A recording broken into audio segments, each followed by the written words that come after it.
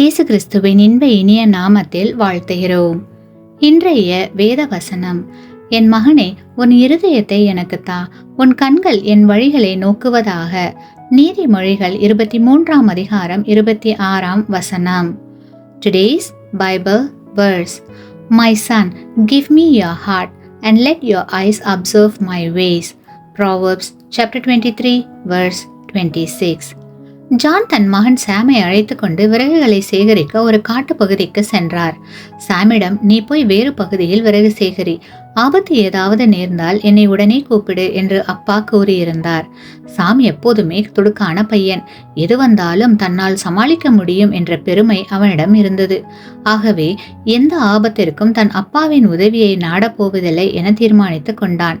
அவ்விதமாக அவன் விறகு சேகரிக்கும் போது சற்று தொலைவில் கற்குவியலின் இடையில் ஏதோ அசைவு ஏற்பட்டதை கவனித்தான்.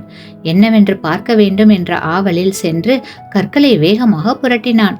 அங்கிருந்த ஒரு விஷ பாம்பு அவனை தீண்டியது.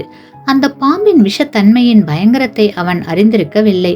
இதை அப்பாவிடம் ஏன் சொல்ல வேண்டும், இதை எப்படி கையாள வேண்டும் என்று எனக்கே தெரியுமே என்று நினைத்து கொண்டு பக்கத்தில் இருந்த ஒரு செடியின் இலையை பறித்து பாம்பு கடித்த இடத்தில் தேய்த்தான்.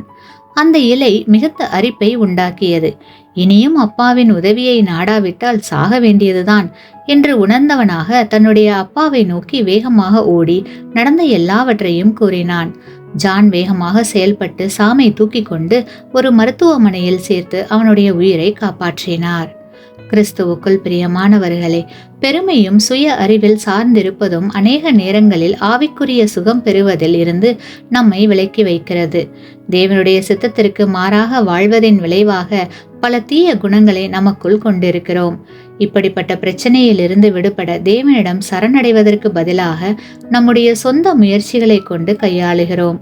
தேவனிடம் திரும்பினால் நம் குறைகளை சரி செய்வதாக அவர் வாக்கு கொடுக்கிறார். என் மகனே, என் மகளே, உன் இருதயத்தை எனக்கு தா என மன்றாடுகிறார். நம்முடைய இருதயத்தை தேவனிடம் ஒப்படைப்போமா?